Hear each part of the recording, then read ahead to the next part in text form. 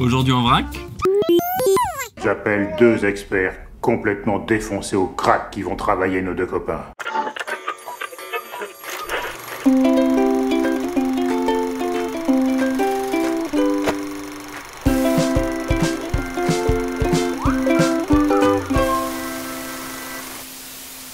Aujourd'hui, dans cet épisode incroyable, nous allons... Hallo Vrac, je suis le docteur Wilhelm von Brühlstein, le créateur du Top Astuce. Je vais vous poser 10 questions qui peuvent être élucidées chacune par une astuce plutôt insolite. Alors, challenge accepted?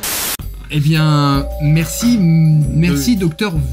Wilhelm von Brühlstein. Merci Willem. Comment peut-on perdre du poids selon les chercheurs de l'université de Westminster? A. En ayant une alimentation basée sur les graines de pommes de pin. B. En regardant des films d'horreur. C. En faisant la sieste tous les jours. Ou D. La réponse D. Ou encore D. La réponse D. C. Ah. Eh ben ça commence bien, c'était la réponse B. Ouais, et c'est quoi cette université? L'augmentation de la fréquence cardiaque provoquée par le film crée une poussée d'adrénaline qui rend l'organisme du spectateur plus gourmand en énergie pour assurer ses fonctions vitales. Du coup, lorsqu'il est en état de peur, le corps consomme plus de calories que d'ordinaire, et donc en moyenne, ce sont donc 130 calories qui sont éliminées alors que le corps est en position statique, ou presque. 130 calories, ça équivaut environ à une barre chocolatée, et c'est aussi l'énergie dépensée lors d'une heure de marche. Après cette vidéo, il y aura 100 filles qui vont aller voir qui vont se mettre des films d'horreur.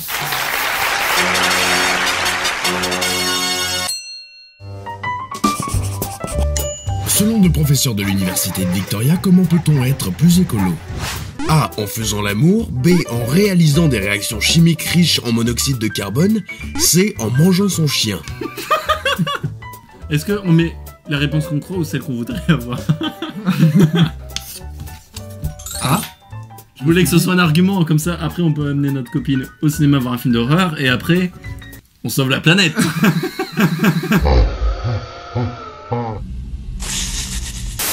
Toujours aussi mauvais, réponse C, en mangeant son chien. Manger son chien. Mais c'est quoi cette université de... Bon alors du coup l'explication en fait elle est toute simple, c'est que l'empreinte carbone d'un chien domestique elle est 2 fois supérieure à celle d'un gros 4x4 qui parcourt environ 10 000 km par an. Et donc la conclusion complètement logique et écologique, c'est de... Manger son chien.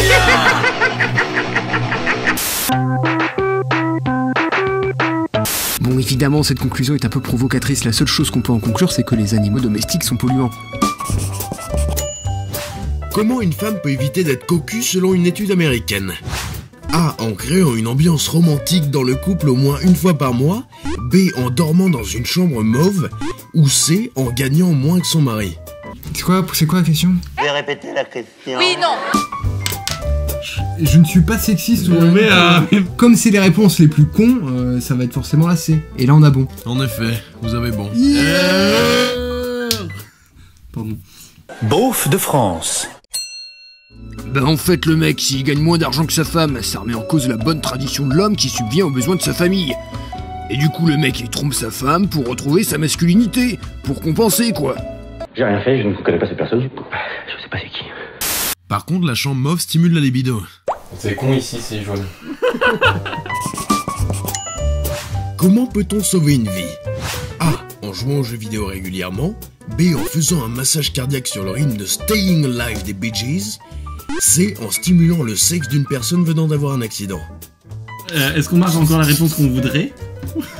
Ah je sais pas ce que t'as envie toi. Mais c'est la réponse B. C'est la réponse C. C'est la réponse B.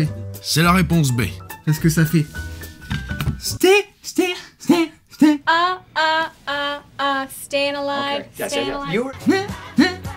Putain, le pire c'est que c'est vrai, ta connerie. It's alright, it's okay, you can look the other way, little Comment peut-on limiter nos chances d'avoir un infarctus?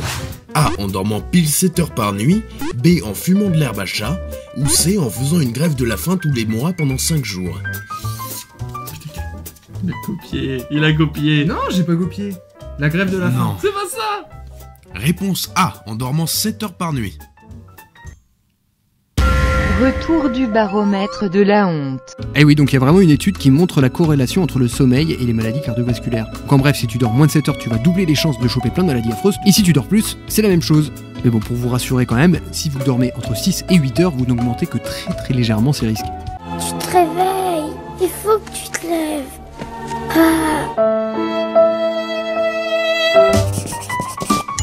Comment avoir plus de rapports sexuels, sans aller au pute bien sûr. Merci Willem. Il faut repeindre sa chambre en mauve. Ah bah oui. Eh mais t'es intelligent toi. A. En insérant des smileys dans ses SMS. B. En faisant le tour du monde. Ou C. En lisant 10 pages de 50 nuances degrés par jour. Prêt? Réponse A. Bravo Cyril.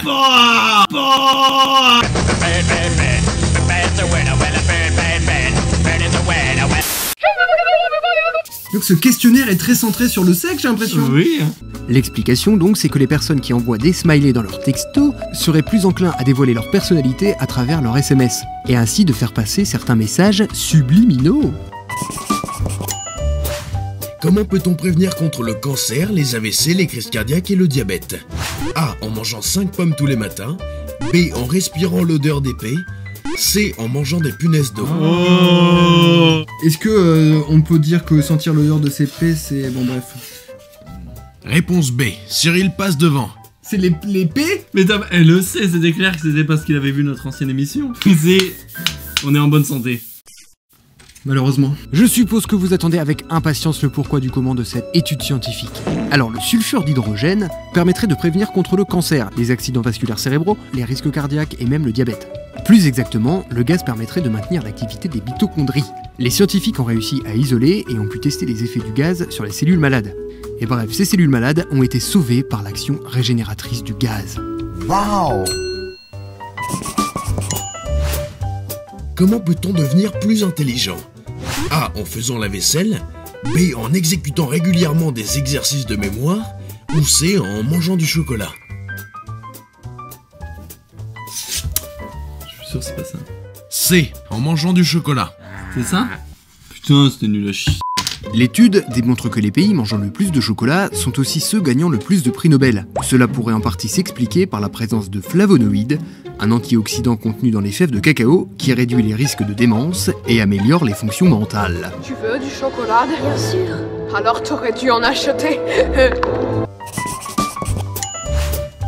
Comment peut-on réussir sa vie professionnelle et sociale? A. En ayant une somme d'argent supérieure à 20 000 euros. B. En ayant plus de 2000 amis sur Facebook. Ou C. En perdant la virginité après 20 ans. Je crois pas en ce que j'écris. La réponse est... La réponse C. Les personnes classées en retard, entre guillemets, présenteraient de meilleurs résultats scolaires, un revenu plus élevé et surtout de meilleures relations sociales. Pourquoi? Eh bien parce que ces personnes recherchent avant toute chose des rapports de confiance favorisant leur réussite sociale et professionnelle, contrairement aux personnes classées en avance ou à l'heure. Enfin voilà. Comment être heureux selon l'université de Sussex? A. En pratiquant régulièrement de la natation. B. En devenant obèse. Ou C. En s'exposant à la couleur bleue. C'était quoi déjà la réaction?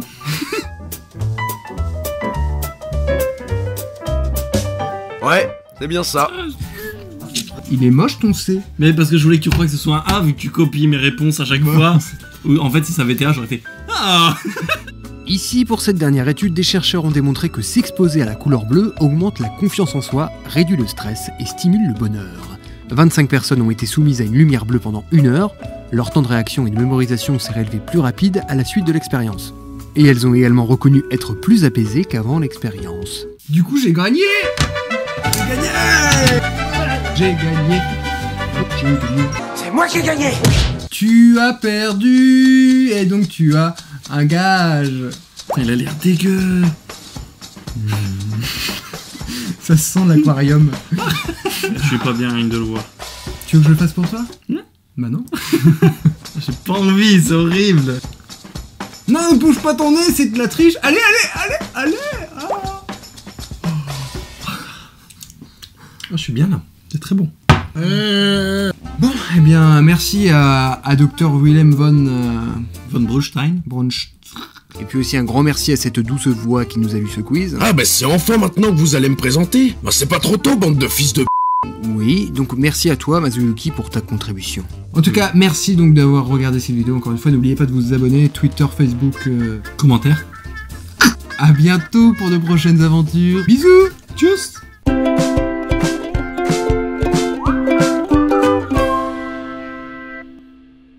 J'ai un beau t-shirt aujourd'hui. Non.